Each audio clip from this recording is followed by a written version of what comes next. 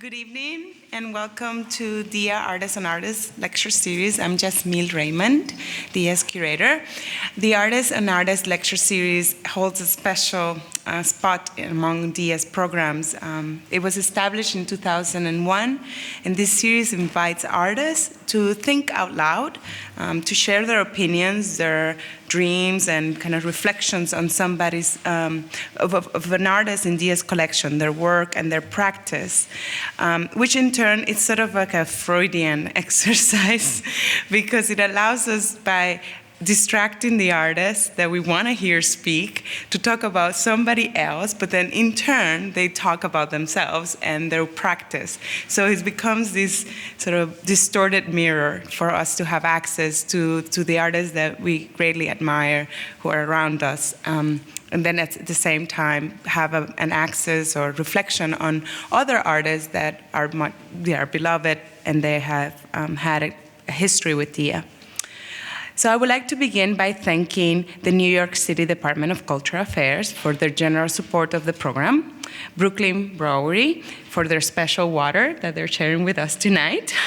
At DIA, my colleagues Patrick Hellman, Nikki Sebastian, Carrie David, and Kelly Kiflin are essential for organizing this program.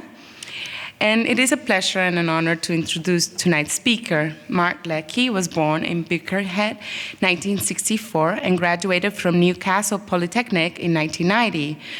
A self-proclaimed autodidact, Leckey has exhibited his work internationally for the past decade and has recently had solo exhibitions at the Serpentine Gallery in London in 2011, the Institute of Contemporary Art, also in London, 2009, the Königliche Kunstverein in Cologne in 2008, which was the same year that he was awarded the Turner Prize.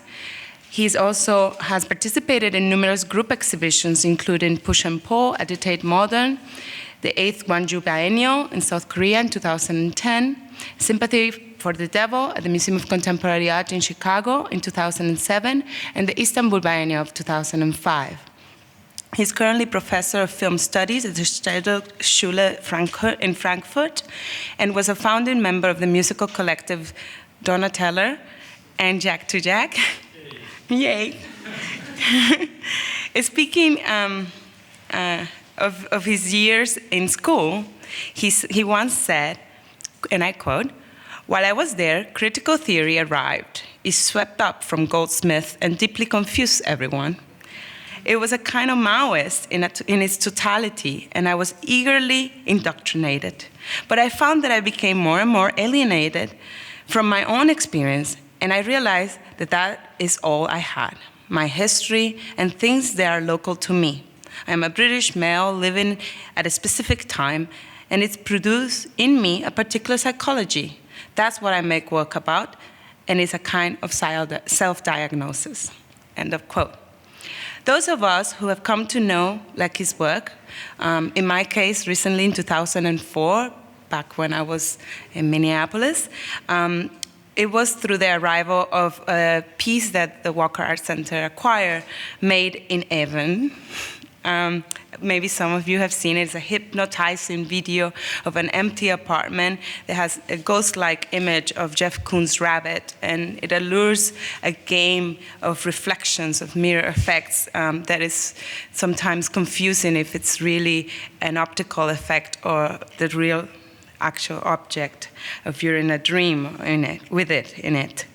Part of the complexities of Leckey's work departs from his mastery of this effect of distortions, this merging of opposites, to create a third, a hybrid, a fascinating space where idiosyncratic forces can merge within themselves, and by evoking a wild list of sources that sometimes take us through our history into popular culture and then back out. He assembles works in numerous of medium. Sometimes they are freestanding objects, but most of the time they're immersive environments that entangle all our senses. We are delighted to have Mark with us tonight to reflect and respond to the work of Robert Whitman, a key figure in the history of DIA, but also in the story of the New York avant-garde in the 60s and 70s. And in terms of they both are intertwined in terms of their interest in the performatic or the actions of the body, of the immersiveness of the senses, but also on the experiments with technology and a range of references, like I said, that link various sources of our lives. What links Leckey and Whitman, I also think, is this intense rejection of protocols, their critique of the disciplinary conventions, and a profound interrogation of what art can be or could be. Please help me welcome Mark Leckey.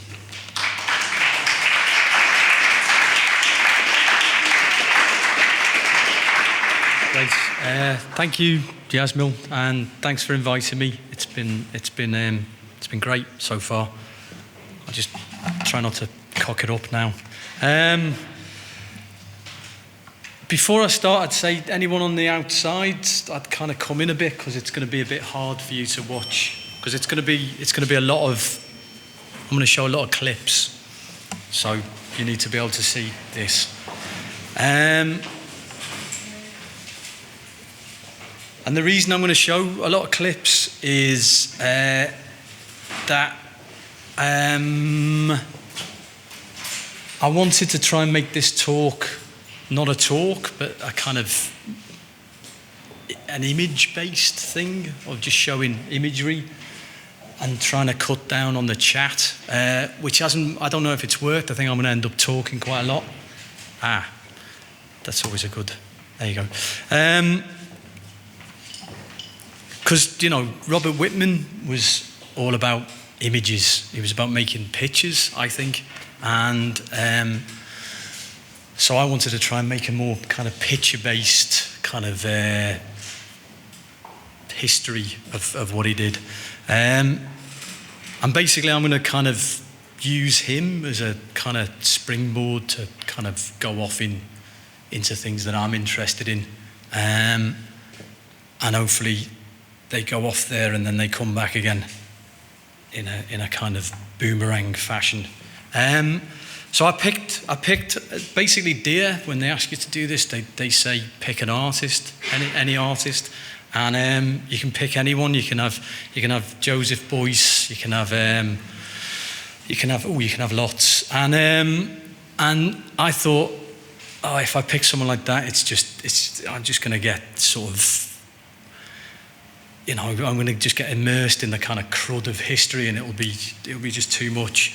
So I was looking, and I found Robert Whitman, who I didn't know before, and the reason I picked him was because he was involved in this thing called EAT, Experiments in Art and Technology, which sort of ran from the sort of middle of the 60s through to sort of early 1970s, I think.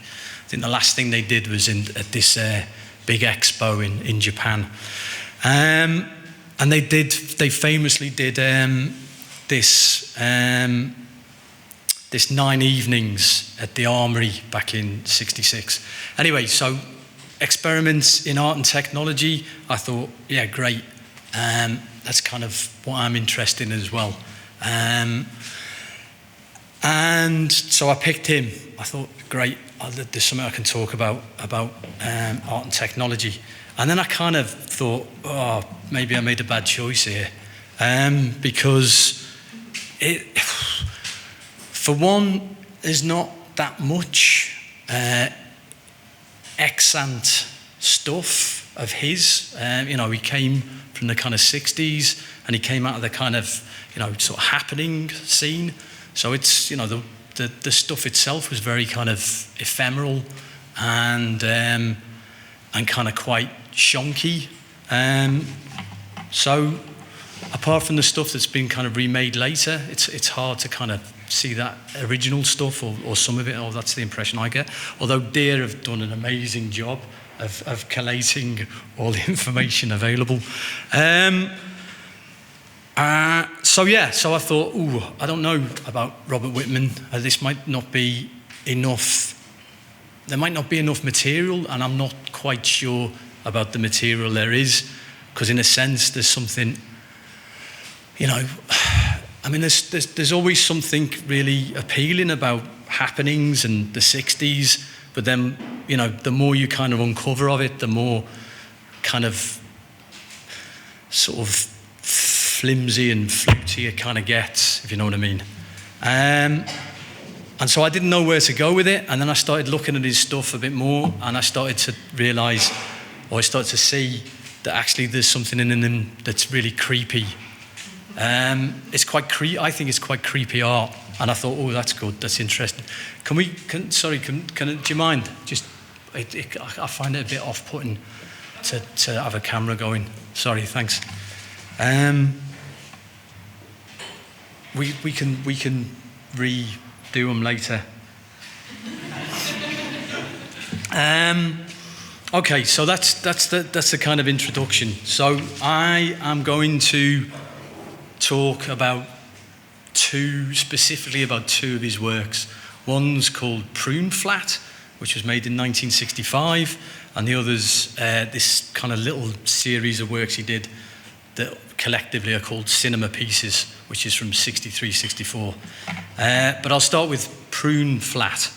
So Prune Flat was this first shown as part of, his name's gone, is it Mikas, who did Expanded Cinema? Yeah, it was shown as part of that in like 65, like I said. And then it was redone, reshown in 2003, is that right?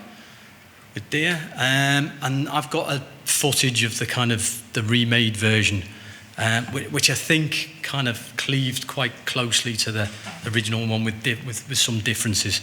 And let's just bring up. So I'm going to do this through PowerPoint and showing video, so it's going to be a little bit clunky, as these things always are. So this is I guess this is the original program, and this is a kind of diagram of how the show, how the kind of the set would be assembled, and it's kind of really basic. It's kind of all made in a kind of quite shonky, sort of ad hoc way, but very deliberately. And I can show you a bit of Prune Flat. So it was in this theatre.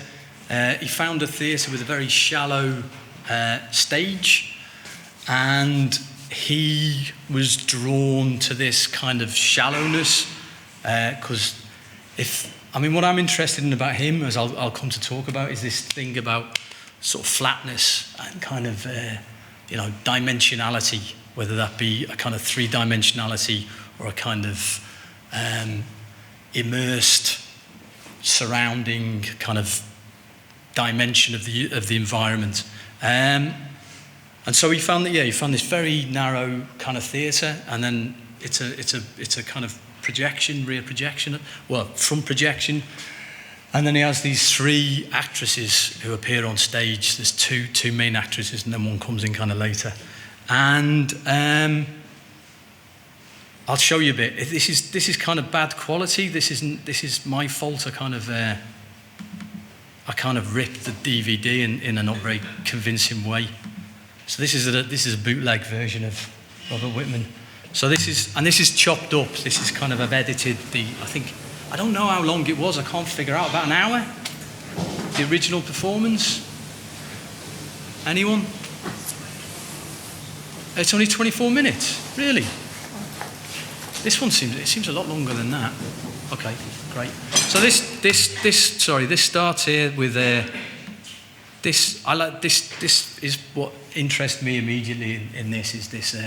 So it starts off with a projector, with a film of a projector, which I always like a bit of that kind of self-reflective, sort of reflecting back on the kind of hardware, on the kind of devices that are producing images. So you get this at the beginning. You get to see what's making these images. You get to see this kind of the hardware, and this is, this is the kind of body that's producing these disembodied images. It's kind of producing this. This is the kind of matter, the material matter that's making these kind of dematerialized, ghostly things appear in front of you. So it's a kind of nice beginning to show that. And then this is I think this is from the beginning. This is it begins here with these. I think it's from these film images. This series they call film images, and this is he's chopping up these fruits, these other bodies, and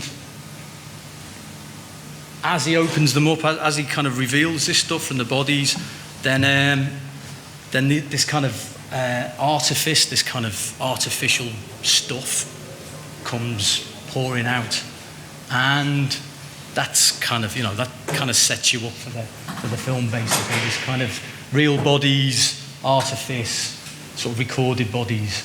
So this is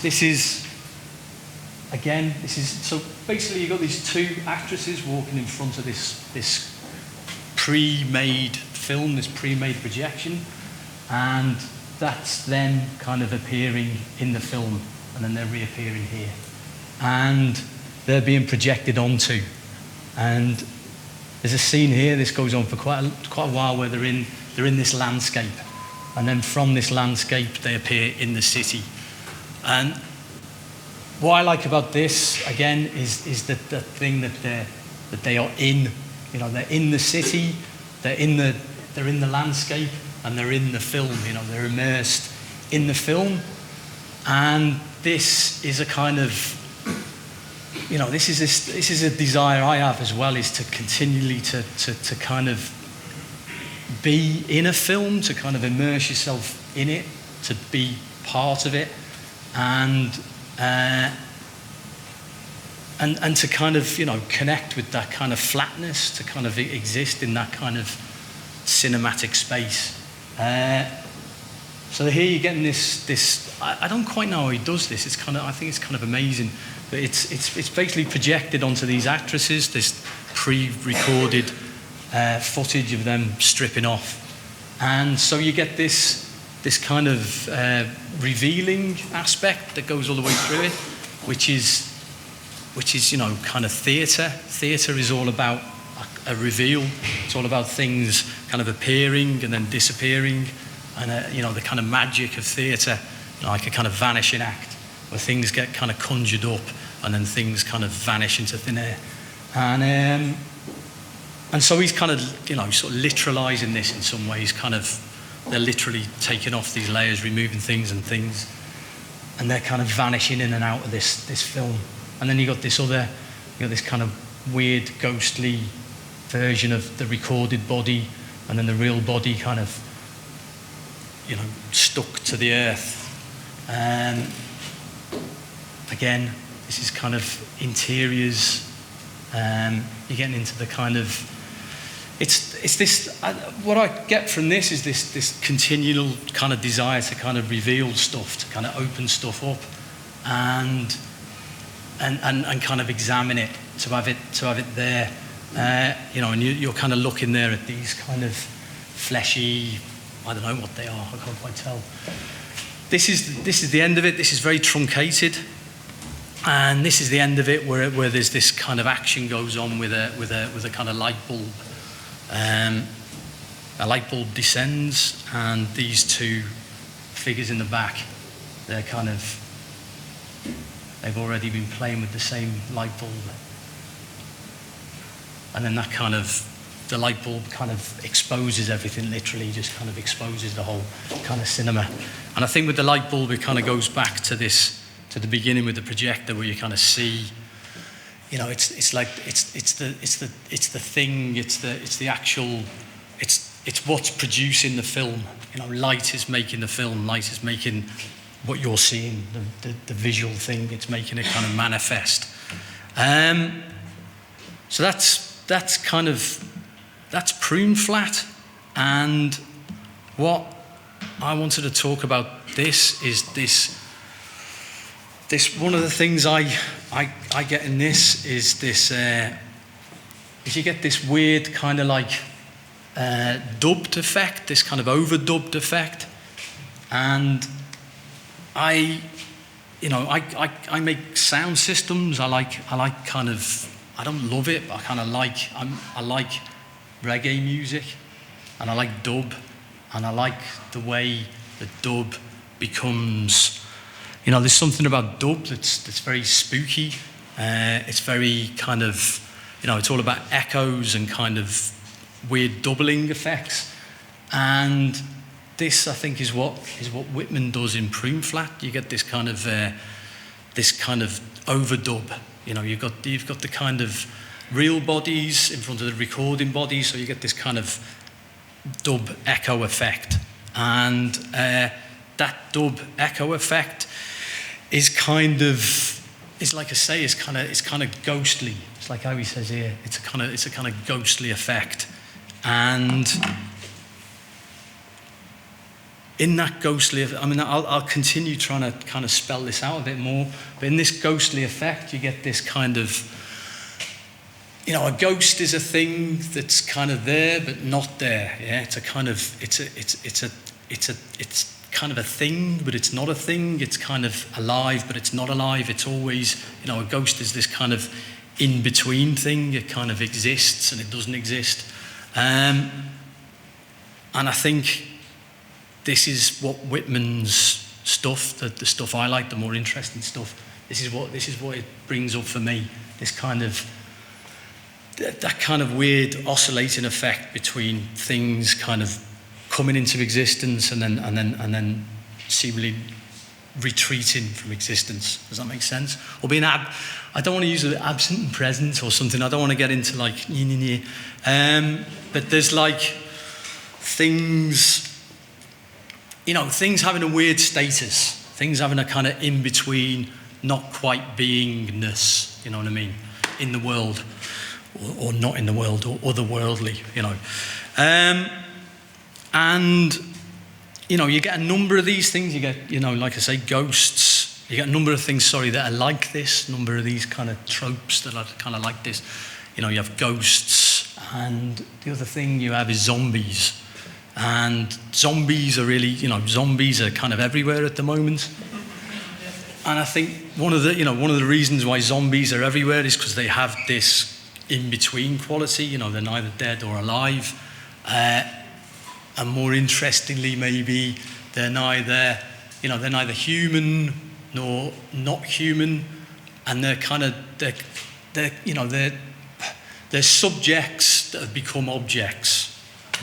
They're kind of living things with a consciousness that have become like mindless objects, mindless things. And you can see that in Prune Flat. It's kind of, there's the real living bodies, and they just go through these kind of shuffling, mindless motions, while their kind of recorded doppelgangers are kind of alive and animated, like literally animated by the kind of machines that are animating them, by the projector that's kind of making them move about. So, yeah, you're always going in and out of this kind of living, non-living, subject, object. I hate that. I hate those things. This is all I've been trying to think of in this talk, is how not to get into like, yeah. And I'm in that yeah state. Okay, so this is that's the most kind of ghostly clip I could find of Prune Flat. Just see that a bit bigger. So zombies, I was talking about zombies, wasn't I? And basically what I'm going to do in this talk is show you things that this reminds me of, that I already kind of liked. And I'm always, basically it's just, I'm just assembling a kind of library of things all the time, trying to kind of,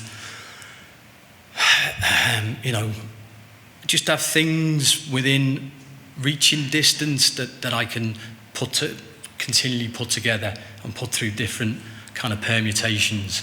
And one of the things that I've always liked, and that does remind me of this is Jack Rivette's film Celine and Julie Go Boating. Do people know this film? It's a brilliant film. It's an amazing film. It's made in 1974. It's long. It's very long, and it's basically about these two women who kind of meet each other in this weird incidental way, and then through a series of kind of odd adventures, they end up at this haunted house, this kind of local house in Paris, where there's these ghosts. And these ghosts are like, basically, I've got to stop saying the word basically, they're reenacting this scenario over and over and over and over again. They're just on this kind of loop, and they're just going through this kind of weird melodrama every day. They do the same thing every day. And they access these ghosts by taking sweets. It's kind of all like a bit Alice in Wonderland. And this is the end. This is kind of a cut up of the end scene, and the end scene is brilliant. The end scene is basically they've come into the house dressed as these nurses, and I can't remember why, but one of them, Celine, I think, is visible to these zombie ghosts, and the other one isn't. And I'll show you. Je l'ai promis à Nathalie. So this is the melodrama. Je ferai tout pour que ce vœu soit respecté. Which, Rivette's kind of based on a kind of classic French, romance of the time. It's kind of, this is the kind of thing that was out in the cinema at the time. So he's kind of taking the piss out of this over-egged romance. Faisons un peu. Oh non, non. Malgré ma vigilance, j'ai égaré la clé du petit placard rouge. Quelle clé?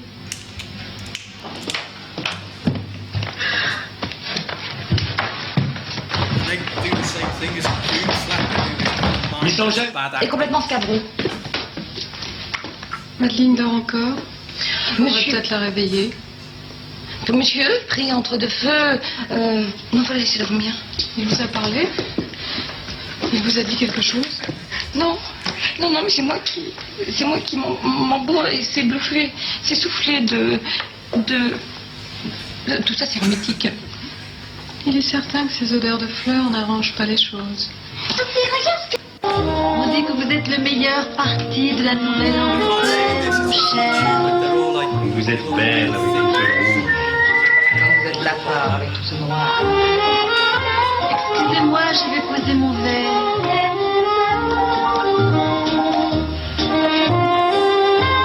Oh, c'est divin. Laisse-le dans un vélo.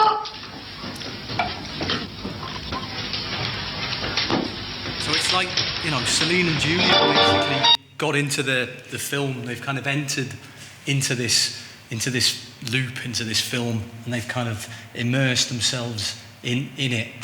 And once they're in it, they just take the piss.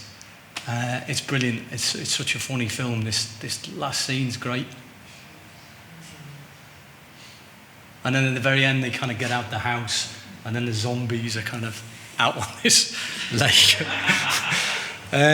Go and watch it. It's great. Okay, so that's Celine and Julie. So I think there's a lot between Rivette's film and Prune Flat that I find kind of, although it's kind of, it's reversed, isn't it? It's reversed because they're engaging with the zombies. Where in the Prune Flat, the women on the stage are zombies. And then the other film that I like a lot, and a book that I like a lot, and reminds me, or just gives me a way to be able to talk about Whitman more, is a film called, it's a book. It's The Invention of Morel, and it was written by Adolfo Bioy Casares, I believe, yeah. And he was I think he's Chilean, I don't know. Anyway, he just wrote this very short novella called The Invention of Morel.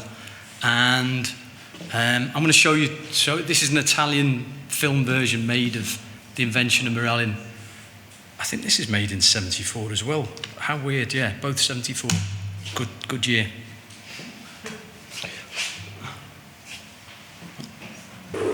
So I should give you a little background. So this is basically Morel is the story of this embittered man.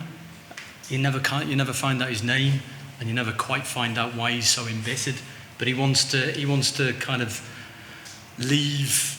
He wants to rid himself of kind of humanity. He wants to kind of be without any relation in the world, and so he finds this island where there's been some kind of leprosy or something. So this island's totally uninhabited. People won't go there, and he just thinks that's where I'm going to go. So throughout the book, he's just known as the castaway. So he arrives at this island. Again, it's off YouTube. And he finds this weird building. And in the building, you find out later, is a museum. There's a museum, there's a chapel, and there's a swimming pool.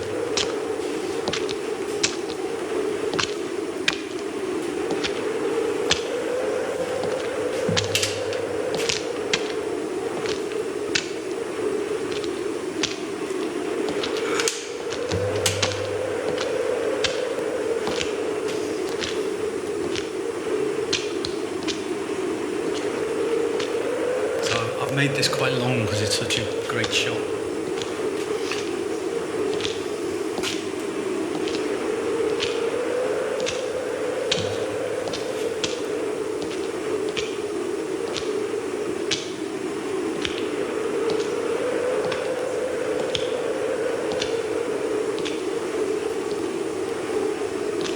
Okay, so he finds this building and essentially lives in this building for a few weeks. And then believes that he is all alone on this island. And this yacht turns up with these people, and they start dancing to T2 or T42.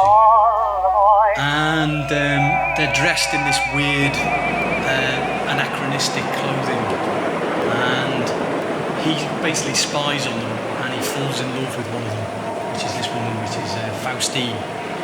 And Faustine is often with this guy who's called Morel, who he works out as an inventor. So he just spies on Faustine for weeks and weeks, and then finally plucks up the courage to be able to talk to her. Non abbia timore.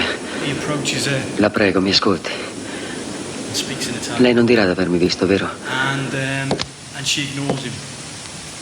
And then he realizes that everyone's ignoring him. They can't see him. And so he just kind of follows her around until he finds this kind of this machine room, this kind of weird turbine room. And in the turbine room is Morel's invention. And what Morel's invention can do is it can replicate or record living matter and convert it into images. So it can basically make it can make simulacras of kind of real things. And it's a beautiful way he discovers this before this, which is that the sun, there's two suns in the sky. So you've got the real sun and the recorded sun, always in the sky.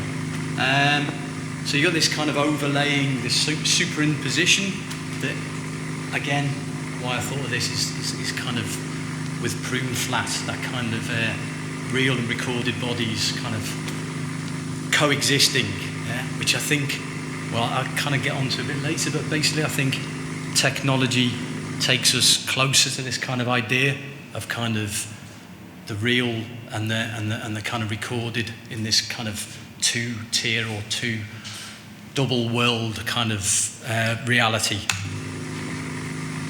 But the thing is with these recorded, when it records, it destroys. So it destroys bodies as it records them. And he decides that he is so in love with Faustine that he puts himself under the machine, records himself, and then this is him kind of disintegrating. This is him literally getting dematerialized, you know.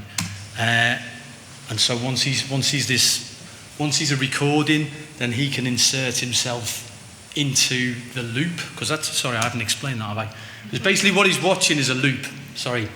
It's a day in the life of these people that Morel recorded, that the inventor recorded.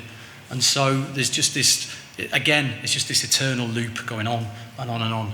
And, you know, it started way back in the 1930s, so that's why they're dressed in this kind of flapper, or this sort of 30s deco fashion. And so they're ghosts, you know.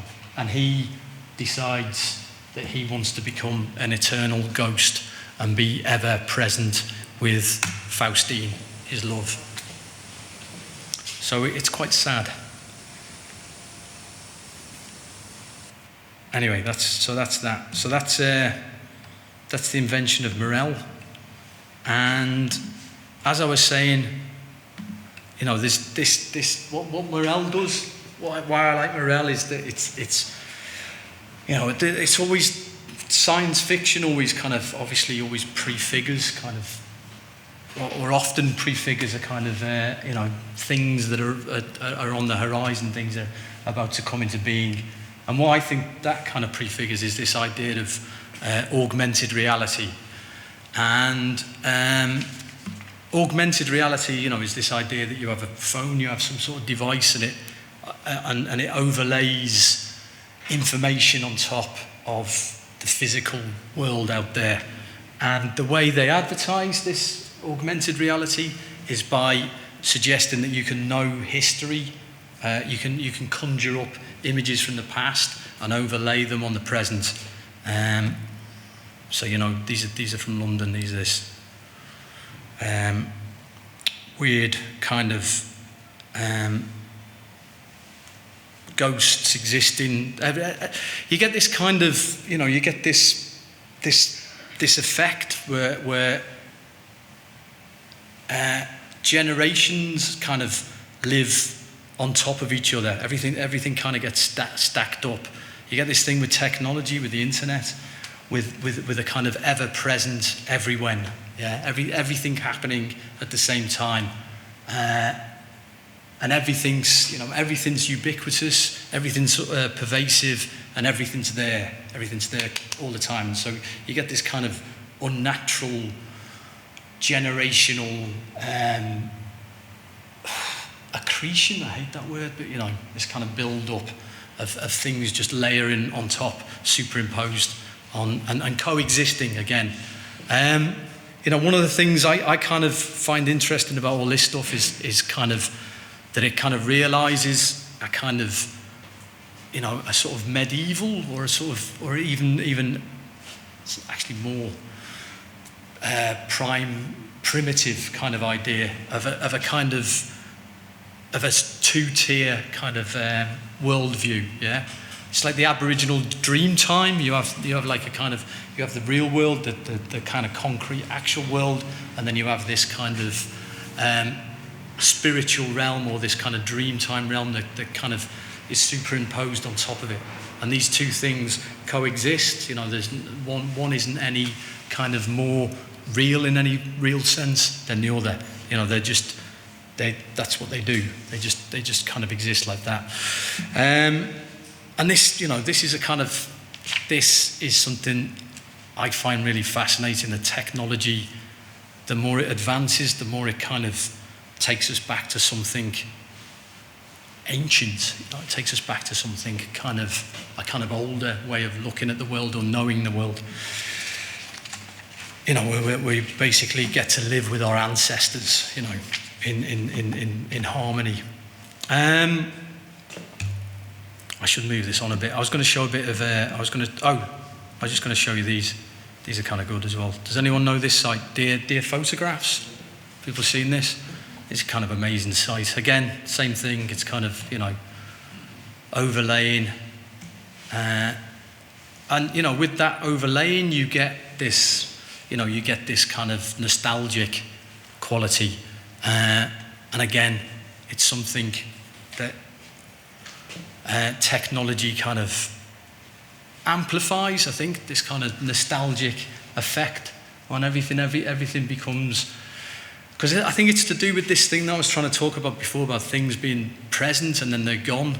And this is back to Prune flat. It's kind of, it's it's, you know, technology is about on and off. It's about a binary system. It's about things being there and then things going off. It's about on, off, on, off, on, off. And there's this thing that you know, things are there and then they're gone. Things are there and then they're gone. And that kind of, you know, I don't know, somehow that kind of seems to produce, or like I say, amplify this kind of nostalgic effect of like of moments being gone, and somehow we can retrieve them, but that moment's never, you know, it's never the true moment. It's that past moment. I think I'm starting to babble a bit now. The last thing on that note I wanted to show you quickly was, should I show you this? Or maybe I should. This is it's another film I love that's had a big influence, and again, similar thing. It's the end of The Shining.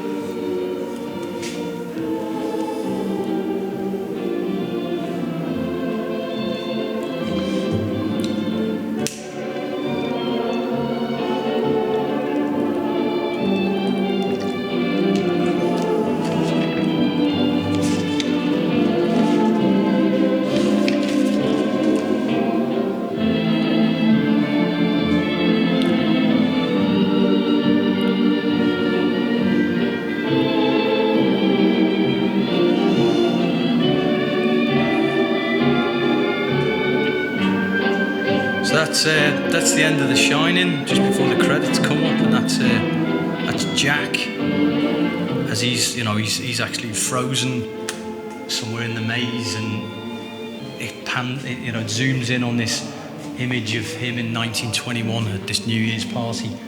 And if you try and think about that image, it doesn't, you're like, what? I don't know what that's meant to mean. He's always been there, he's like always been the caretaker of that hotel or whatever. But it doesn't matter. There's something genuinely spooky and both horrifying and appealing about that image, that you can kind of insert yourself in this in an image. You know, you can inhabit a picture, and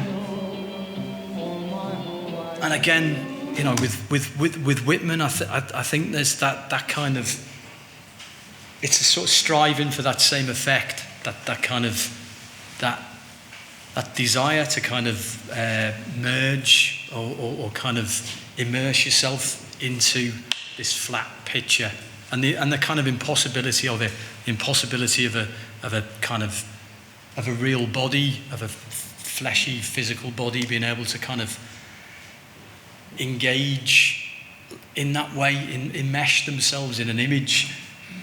Back in 1965 seemed impossible, but now seems somehow realizable, you know, in some way, that there are, you know, technology has taken us to this point where you know, like Morel, you can kind of dematerialize yourself and kind of manifest yourself in an image, kind of insert yourself in a kind of into a film, or into a kind of a kind of ongoing fantasy. Okay, so that's, I was going to talk about that, but I don't think I need to talk about that. So I'm going to go on to the next piece, which is, how am I doing for time? Okay, so the next one I was going to talk about is this work he did called Cinema Pieces.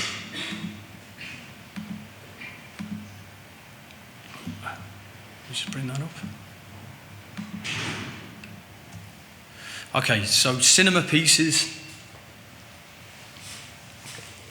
is a group of works that he did in 1963, 64, and basically they're like these kind of domestic objects, these kind of household objects or household appliances and objects that he inserts these images into, these projections, these films. So makeup table as this film of a woman, you know, where the mirror should be applying a lipstick. Shower is this real shower rail and a real shower curtain with this projection of a woman showering. And wash basin is like, again, a woman in a what would be a mirror in front of a wash basin. And then window is a woman behind a window. And I never figured out what she's doing behind that window. There wasn't enough information, but she's obviously bending down and she's naked, and she's kind of, you know, revealing herself in a very kind of sexy way. So there's, you know, all this stuff is like, I don't know, I find it quite weird when you're reading about Whitman. There's not that much that talks about sex, and yet it's like all over everything he does is about sex, and everything he does is slightly, like I say, slightly pervy. It's all about looking at women, it seems to me, or putting women in this kind of situation of kind of in these kind of hyper technical kind of realms, and so I'm going to try and get this. Basically, I'm testing this out. I don't know if this is gonna float in any way, but I'm gonna test this out. Because I think it's really interesting.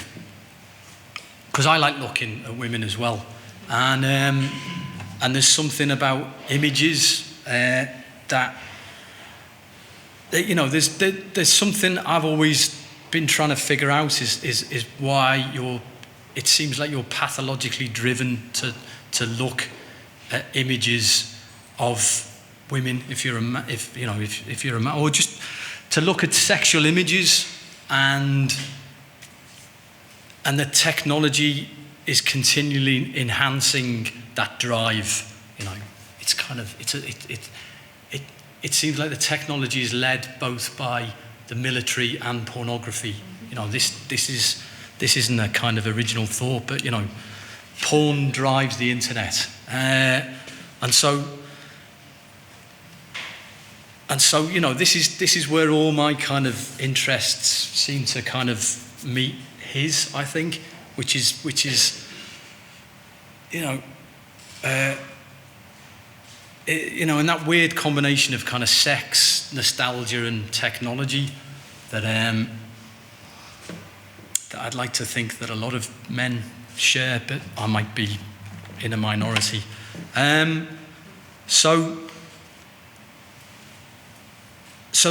these objects that have women in them, they're like, you know, they're kind of, they're combined. They're like an object and an image. They're like an object and a woman, an object and a person. And in the same way that in these pieces they're kind of entangled with the objects, the women in Prune Flat are kind of, you know, enmeshed, entangled in the kind of screen, and objectification. All right, objectification is disregarding the abilities and capabilities of a person and reducing their role in the world to that of an instrument for the pleasure they can provide in the mind of another. Right? So that's the definition of objectification. So these women as objects have been stripped of their agency as subjects. So they become these kind of non-human humans, like the Prune Flat zombies. You know, they're kind of subjects, they've become objects. But what if it isn't the objectification just of women, though? What if we're all objects? You know, what if we're all not quite human? What if we're all a bit zombie-ish, and we're all subjects that are becoming like objects? Or what if objects are becoming more like subjects? And this is the thing that I kind of get from all this stuff, is that that, you know, we're things amongst other things. They exist in. I was going to try that one on. That was a bit clever. It's all right. So objects are things in the world that exist in the world, and we see them outside of ourselves. We see objects as being something beyond us, outside of us, over there, and we see things as things in the world rather than our world with things in it. And the thing about objects is that they continually act on us. Yeah? Objects have an agency. They have, they're willful. They inflict blessings or punishments on us every day. In the same way that the actors in Prune Flat are kind of directed, are kind of pushed around like these inanimate props, were directed and pushed around by objects in the world. Yeah?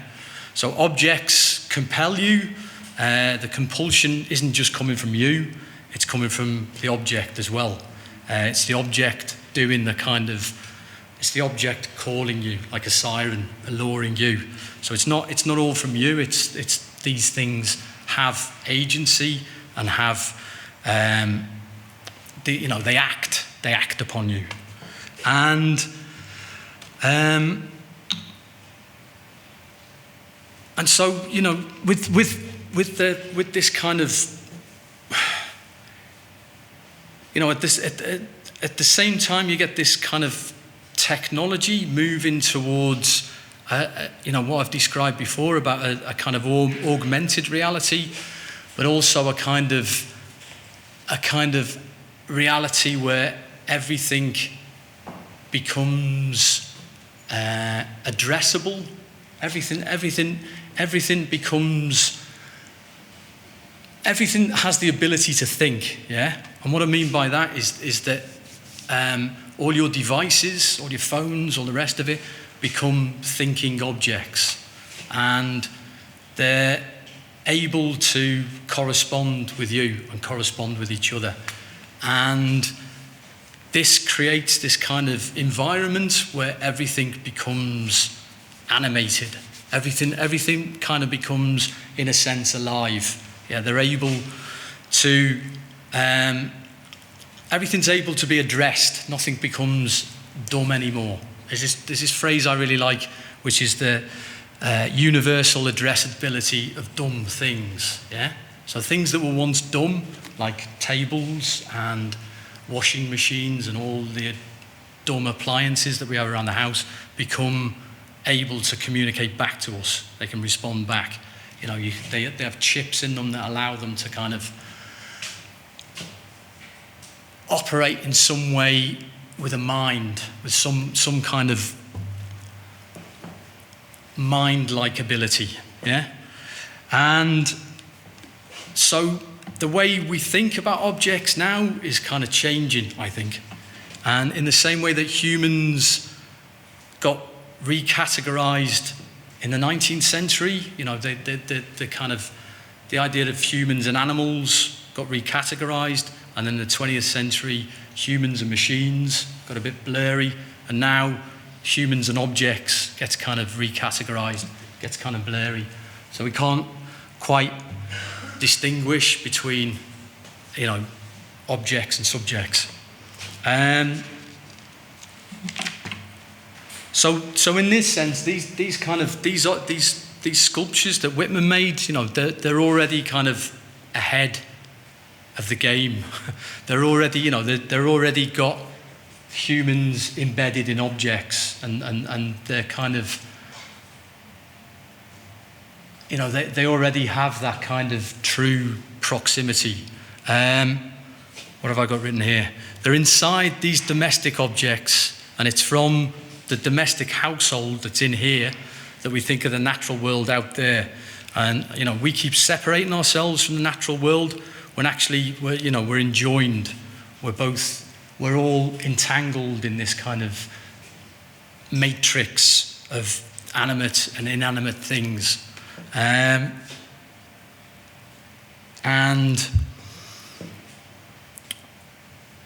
I'll go on to I can show you this now, because it kind of, this again is a nice kind of,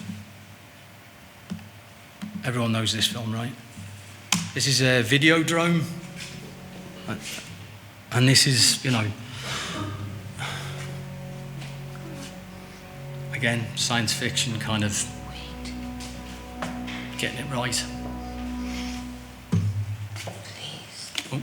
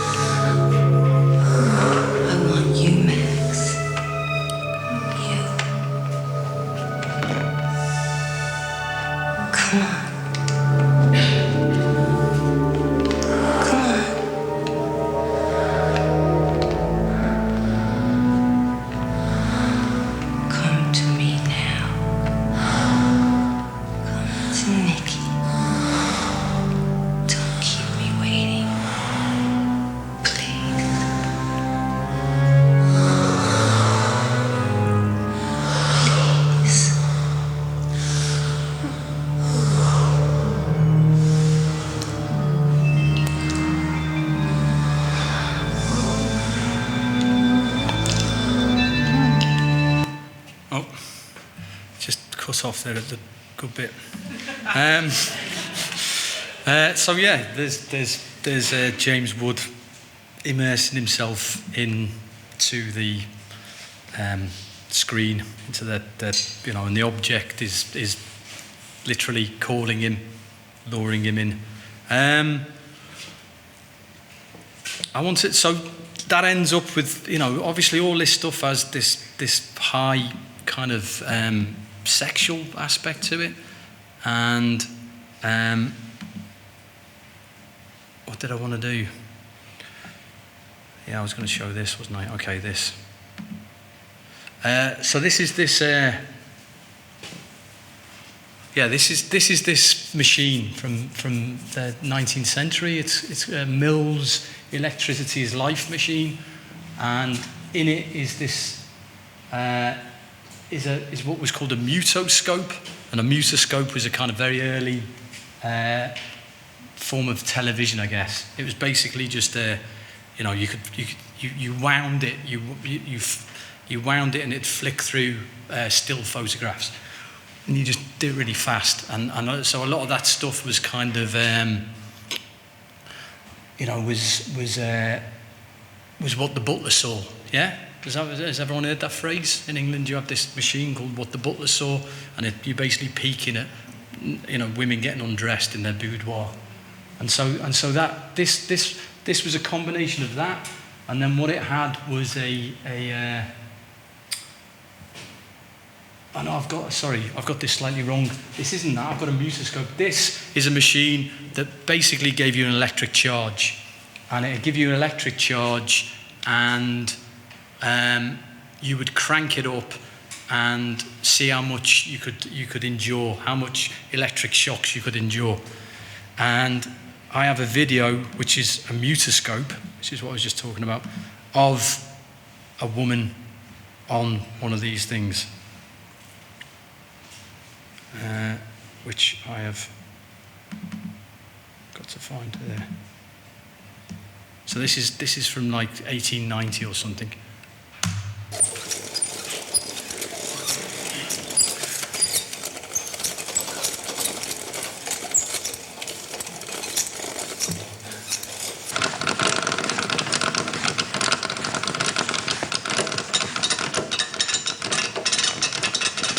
That's the sound of someone cranking this, in the same way that she's cranking it to get electrified.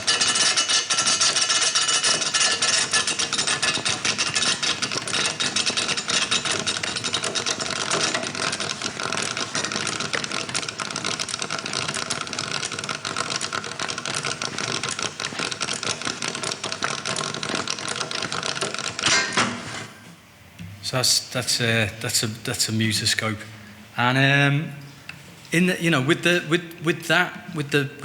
mutoscope, you've got this. I don't know. It just reminded me of the same thing as these cinema pieces. That they're these. You know, it's a sculpture. It's an object. This isn't a mutoscope, unfortunately, but the mutoscope would look something like this, and you would crank it by hand, and within that object, within that sculpture, would be this kind of image that you'd kind of bring to life, and you know, there's something about machines. Again, like I've said before, machines being able to animate images that satisfies a kind of drive, a kind of, you know, a libidinal drive, a kind of, you know, a kind of hunger to see images become more real, more realistic. And this kind of, you know, there's a realism in what Whitman does, and it's a technical realism, and it reminded me a lot of other works that have that same technical realism. I mean, this is George Siegel, who was a friend of his. This is Alan Jones, British artist, British pop artist. So you got a similar thing. You got a kind of hyper-realism of women as objects, as furniture. Dwayne Hansen again. Rob Muick, British artist, not very good. Makes big things. And then, you know, the kind of daddy of them all, in a sense, making these hyper-realist kind of things you can peep at, basically, kind of realistic things you can kind of get up close. You know, these things they're like freeze frames. They're all frozen. They're all a moment where you can get in there and really examine what this thing, you know, you can really examine these bodies that are kind of there. You can really look at them. This is a Tony Horsler that I didn't realise. I wonder if Tony Horsler had anything to do with Videodrome, because it looks very similar, doesn't it? Or maybe you just watched Videodrome and thought that's a good idea. But this is a big Tony Horsler. I think this was here last year or something. And this kind of sexy women inside a phone. So this kind of technological drive to kind of find, you know, to kind of for the real to kind of reveal itself, yeah, to see things closer and to see things in their kind of entirety. To get to the kind of, I was going to say the meat of the matter, so to speak, but to get to the, you know, to get to see what's been hidden, to kind of reveal what's been hidden,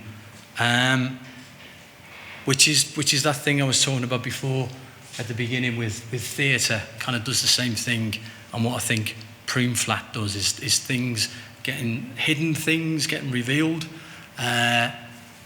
you know, hidden things being kind of exposed and then kind of magnified and blown up, so you can kind of examine them closer, and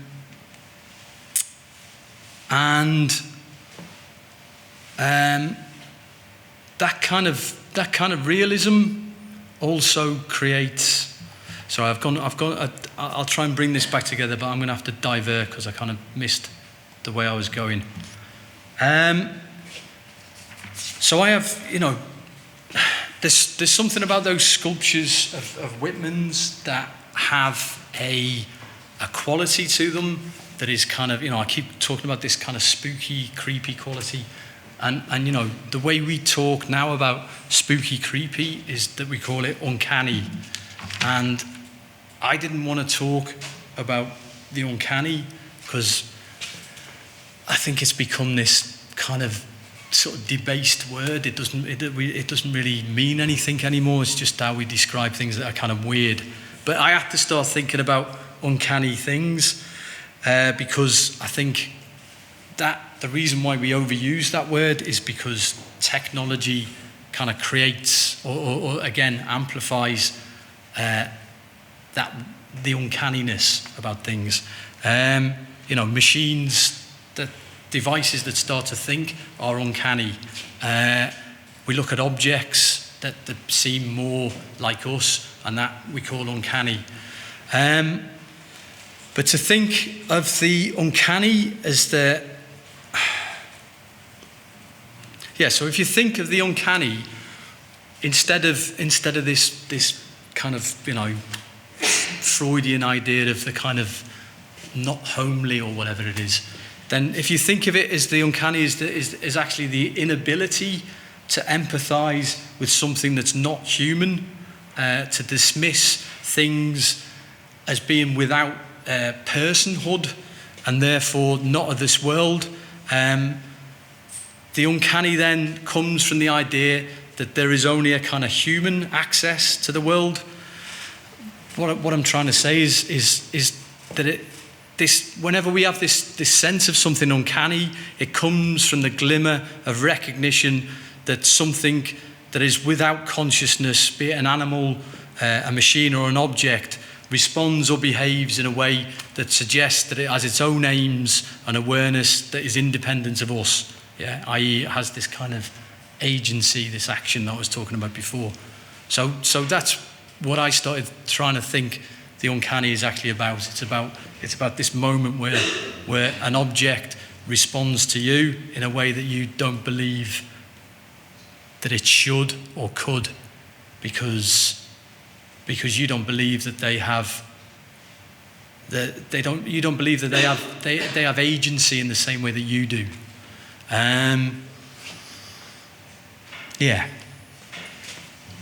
So it's this kind of, it's and it gets us into all sorts of trouble. We end up making things like this. And if we thought about it a bit more, if we were a bit more sympathetic to objects, we wouldn't make stuff like this. But then there's this.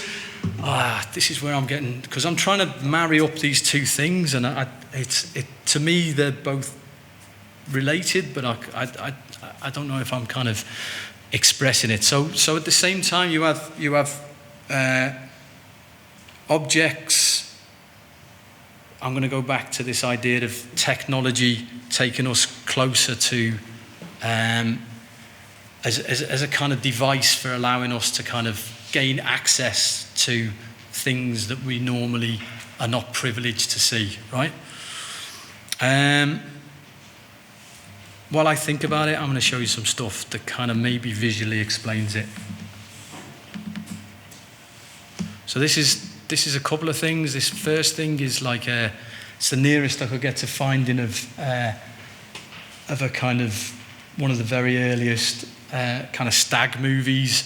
Do you know what a stag movie is? Stag movie is what they used to show pre-internet at a stag party, and it'd be like a cheap homemade porn film. And this is the very first. Well, it's not quite, but it's a later version of the very first kind of stag film.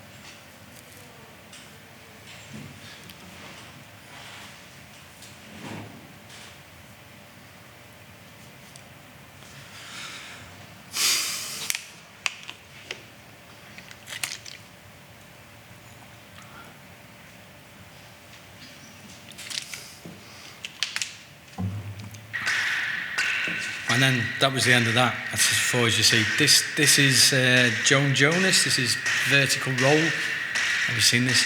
I don't know when this is from actually.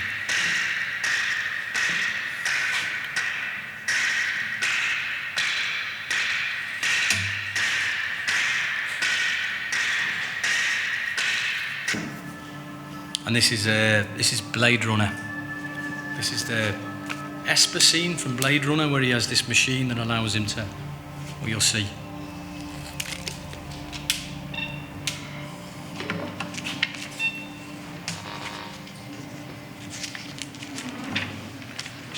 Enhanced 224 to 176.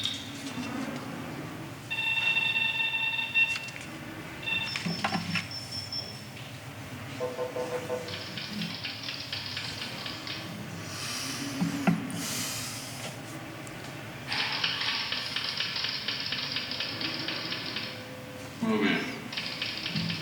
Stop. Pull off track right. Stop. Center and pull back.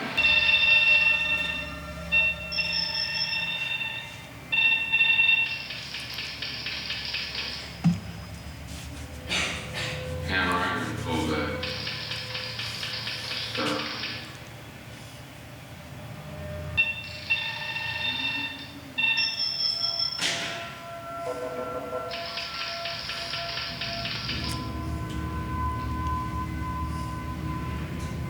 Pull back. Wait a minute. Go right. Stop. Enhance 5719. Track 45 left. So that's a good place to stop. You get the same arm you did in the first one. So, you know, you have this technology. Basically, with technology, nothing is left to the imagination. You know, technology kind of uncovers everything. It makes everything explicit. You know, from bodies to, you know, the microscopic to like WikiLeaks. You know, information wants to be free. Everything has to be exposed. Everything has to be kind of what's the opposite of hidden? Revealed. And you know, the thing about that, no, it's not even worth saying with that. But I was going to go back to one thing, which is you know, you caught some glimpses of Duchamp there, and you know, I'm not really that interested in Duchamp, the kind of chess playing conceptual genius. I like the Duchamp that's kind of pervy and does a bit of drag on the side. I always think, you know, or maybe this is too clever, but I'll say it anyway. But you know, the bride stripped bare for the bachelor's even is a kind of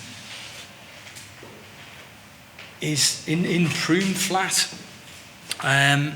One of the you don't really get to see it in the clip I saw, but one of the third woman kind of comes on dressed in white, and then she gets, well, you did see it actually, she gets projected on, she gets stripped bare, so she's like, you know, the bride getting stripped bare, and then the bachelors are, I don't know, they're these us men who make these things and watch them.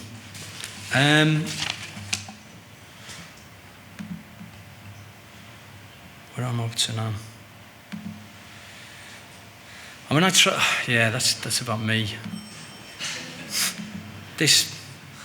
That's, you know, I mean, I wasn't thinking this stuff so direct. I mean, this is stuff that I've been thinking about since. That's me on the left, and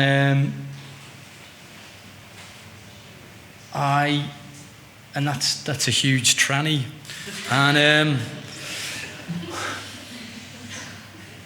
you know, and there's a kind of, you know, one of the things that I guess I haven't.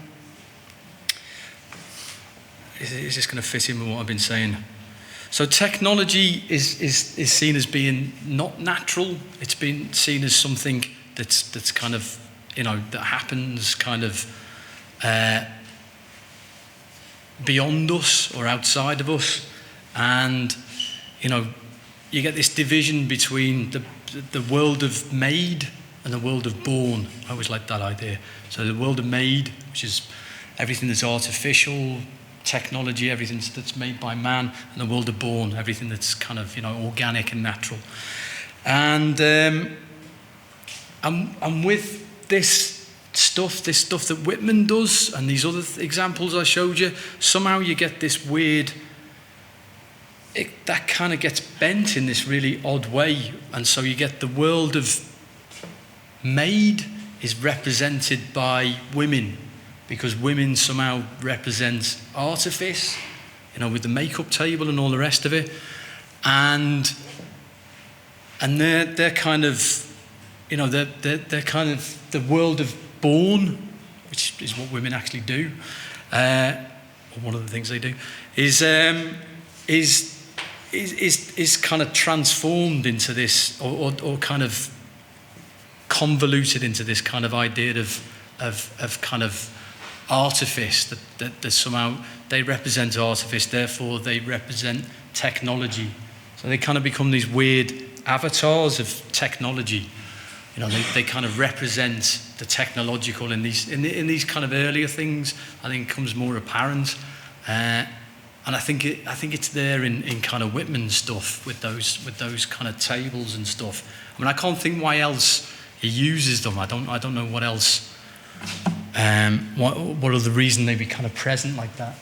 So I just wanted this totally artificial woman. This is something I was going to talk about.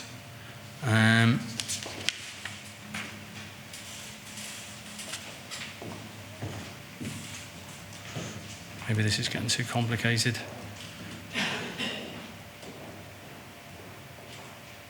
I think I've said that.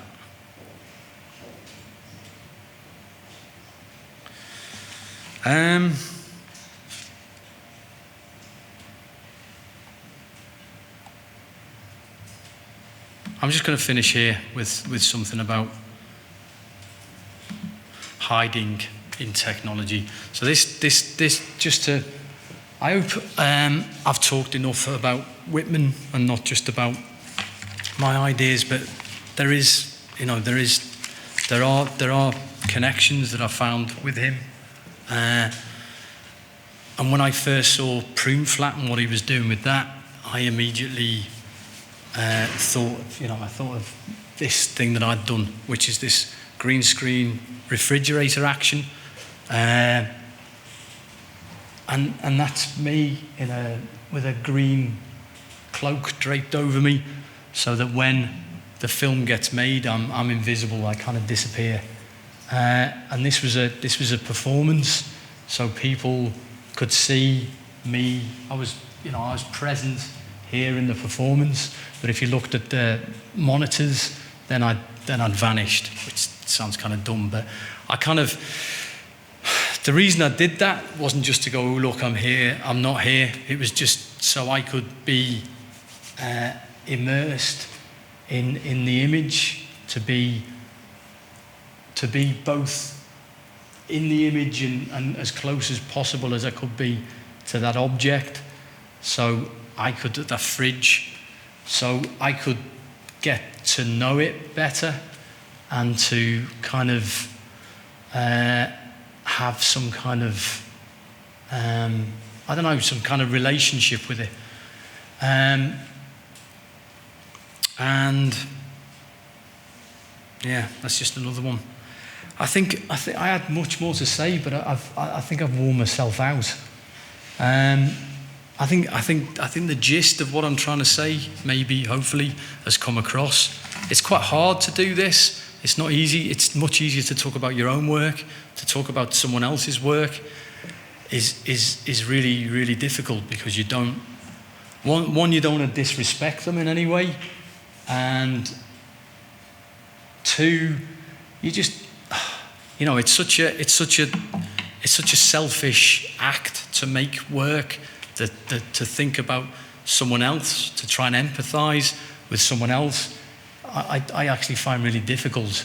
I've got no idea what was going around in his head, and usually when you kind of look at work, you don't have to kind of engage in such a kind of intense way. You just take what you want from it and kind of and walk away. I mean, basically, you kind of, I think as an artist, you see elements of someone else's work, and you just say, well, that I'll take that. That'll do. That works there. So I can use that. You know, it's bricolage, isn't it? You're just continually kind of finding elements. Like I said at the beginning, you're kind of building up a library of things that you can work with. And so for me, that's the only way I could kind of approach Whitman, is just to think of what I could extract from him. And what I have extracted is, what have I extracted? I've extracted a kind of, I've extracted a kind of idea that these kind of things have got to go further. I think there's something, like I was part of this performance with Francis Stark at the Abrons the other day, and there's something about theatre that allows you to, you know, literally theatricalize all these kind of issues about technology. You can't, you know, I'm always looking for a way to do things, to make things, you know, on the internet with technology, but you can't. There's something kind of, well, there's lots of reasons why you can't, but it becomes incredibly difficult to be able to make things online. But you can kind of, you know, you can theatricalize that in a space, and you can, and it gives you the ability to kind of, you know, it gives you the ability to kind of make a picture of what you're trying to say or what you're trying to think about. And I think that's what Whitman did in the Prune flat thing. I think he made an image that kind of, that represented that moment, that technological moment, that kind of what was possible, or what was kind of, or, you know, if you were alert to it, it was that kind of sense of where the world and images and pictures could go, and what it meant for you as a kind of lived body to be in this kind of, you know, technological process, which is what I think you have to do now. So yeah, that's the best way to kind of surmise it, I think. Thanks.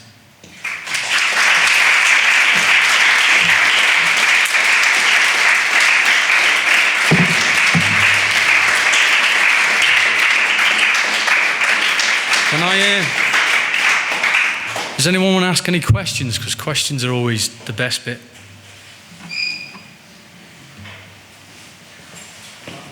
Oh, yeah? Because my son is kind of obsessed with the moment, I think about it a lot. A lot of what you're talking reminds me of this idea of the singularity. Mm-hmm. That we are leaving our bodies. Right.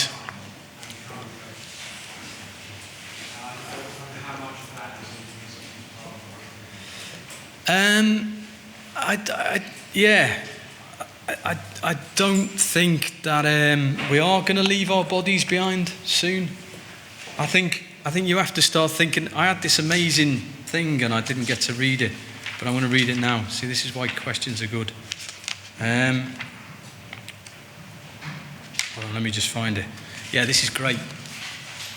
Okay, so I found this thing on the internet the other day. And it's someone asked the question, how much does the internet weigh? What's the weight of the internet, right? And this scientist worked it out. And what he says is that information is stored in binary, stored in binary code. And binary code exists because electrons are charged in transistors, and electrons have mass.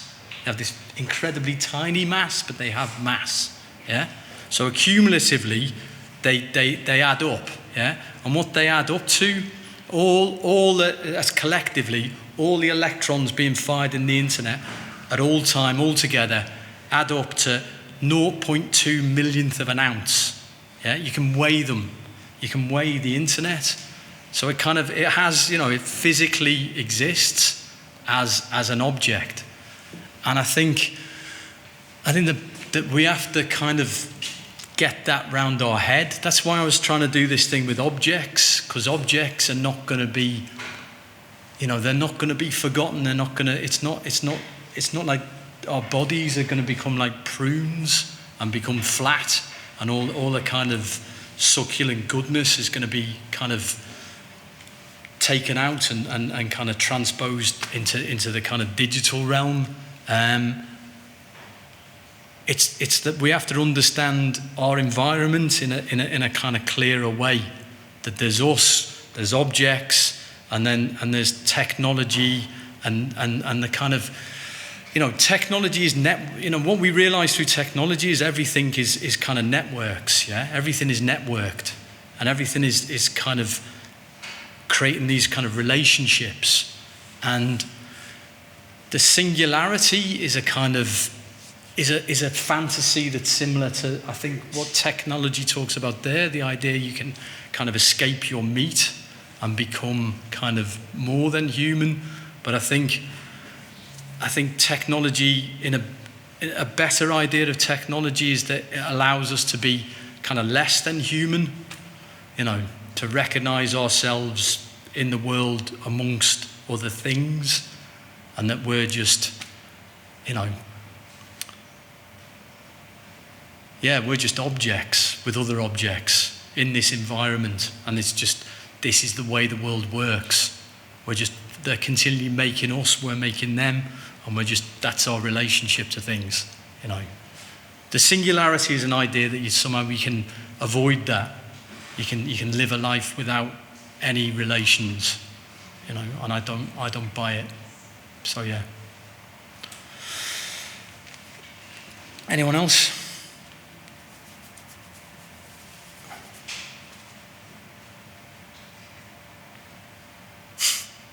Really dumb ones. Thank you. Yeah? Oh, okay, all right. If you wait a bit, someone will say something. This is what I've found. Just 1 second. Can we see a little bit of a clip of this? Do you have a video? I don't. No, I didn't bring one. I didn't bring one. You get. This ends up. I was going to talk about. I never got to talk about that. See, I can talk about something else. Have I got any time? Yeah. So basically, what green screen does is it creates composite video, yeah. And I wanted to talk about that in terms of Prune flat, because that's what Prune flat does. Is it makes a composite image, kind of ahead of a kind of idea of what, It's like, if you read about Whitman, they talk about him in terms of cinema, but I don't find it particularly cinematic. I find it more, for me, it's all about, it's kind of more about what video can do, or the possibilities of video, and the difference between composite and cinema is that cinema is about is organised through your eye, yeah? It's about looking through a lens, and you compose. You focus through this one point. And with composite stuff, it's all elements brought together and kind of, composed together, brought together as a kind of collage. And that's what I think Prune flat did. It's this weird collage, it's this kind of living collage, and that's kind of what this was. So you get the background gets collage in, it gets composited in, and then the fridge stays. The fridge is the kind of actor, is the kind of star, and then everything else is kind of comped in behind it. Okay, I think I was kind of curious to see the video, because I kind of saw this as kind of similar to the Whitman, was the cinema pieces, was like the shower curtain and the windows. Okay. In a way where I'm imagining if you kind of saw those in person, you would both see them as kind of this disbelief, or this, you kind of suspend your disbelief to think about those objects are made of. Like, you know, I guess I see this, you know, I can imagine how you're performing this. The viewer would be able to see how it's made. Like, is there, Yeah.